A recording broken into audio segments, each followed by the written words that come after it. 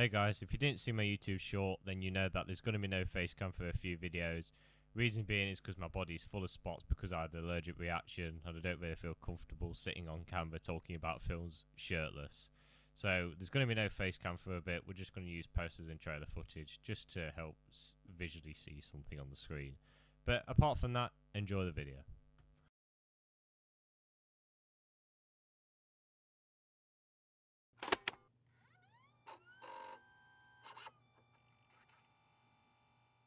Bullet Train is directed by David Leitch. It stars Brad Pitt, Joey King, Sandra Bullock, Brian Tyree Henry, Aaron Taylor Johnson, and Bad Bunny. And in this film, directed off the novel, 5 assassins go on a bullet train looking for the same thing, a suitcase, but they don't know that they're all looking for it. The main assassin we follow, Lady Bird, played by Brad Pitt, has to get the suitcase off the bullet train away so he can get the money for his agency. Now, this is one of my most hyped films of the year. I was so excited for this film. I couldn't wait to see a very dumb action movie. And I left the theatre today really kind of disappointed. While I know this is a bad movie, it really is flawed. Let's start off with the positives though. Main one, the action. Mainly the direction of the action in the whole film. The direction of this film is great. I love the editing. I love the way it's shot. Some beautiful pieces of cinematography. And the action is done well. Each actor does most of their stunts, and it's choreographed well, it looks good, it's edited well, you can feel the impact of the hits and the punches. It looks great. Nearly every actor is doing a great job, you can tell they're all having a fantastic time, apart from a few actors who I won't name and shame who didn't really hit the heights that I thought they would. Everyone did well. Easily the standout is Brad Pitt. He's never had a bad performance. It's Brad Pitt, he's one of my favourite actors. He was great in this film. I do like what they did with the bullet train. There was about 14 carts and they each had their own distinguishable style, and it just made them stand out, and I like the way they did that.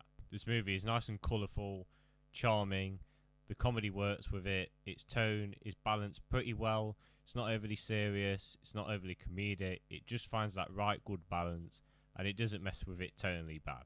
As I just said, the humour mostly works well. It's not the funniest film I've seen, but it does work really well. There was one cameo halfway through the film which I thought was hilarious. It helped the story and his joke was nice and quick and I was laughing my head off. It was that good. When you see the film, you'll understand the cameo that I'm talking about. Apart from those few things, this film was really disappointing. I think the main thing was the characters. The characters were not that interesting. Yeah, they're likeable, but they just really weren't compelling enough. Some of them just show up and then die. There was one played by an actor that's not introduced in the posters or anything, so I'm not going to say who she plays. But she was in the film for like 2 minutes and she did nothing. That's all she did. And they try and incorporate her into a way to serve the story, but it doesn't really change much if you think about it logically. I won't spoil it, but she just felt like a needless character, which was completely wasted in my opinion. The story is also really convoluted and confusing sometimes. Like, I was very confused. It did start to regain a bit of its balance nearer to the end, but I just really was confused throughout the movie, pretty much, about the story, the villain, what his motivations are. It just felt really all out of place and unbalanced. The action in this is also like very underwhelming and forgettable. There's no memorable action scene. Most of the action scenes are just people punching and kicking each other on the train and using different objects. But they don't use anything in a creative way. There was one, which you did see in the trailer, where Brad Pitt is fighting this guy and he launches out the back of the bullet train door and he's hanging on outside the door. That was a cool scene. But apart from that, there was nothing earlier that stood out and memorable. I think a lesson we should really learn from this is that don't believe everything you see in the trailer, because the trailers for this really got me hyped. I loved the trailers. I thought they were great. And I went into this film and I was very disappointed. So, my opinion is don't trust trailers all the time. I've learnt that lesson. We all need to learn it. Overall, Bullet Train is a colourful, charming, very fun, action-packed, well-acted action movie. But it just has some very uninteresting characters, very forgettable action scenes, and a very confusing plot for the most part.